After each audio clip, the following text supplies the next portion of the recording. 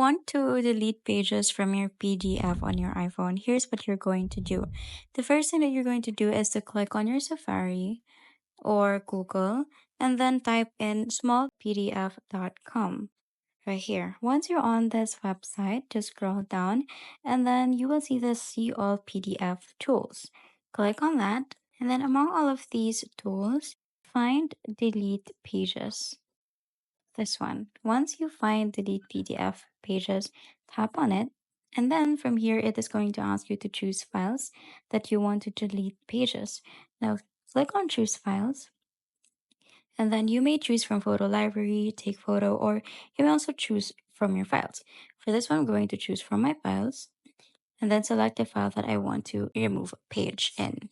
Now from here, just tap on this trash can icon on any page that you want to delete. For example, I want to delete page 3.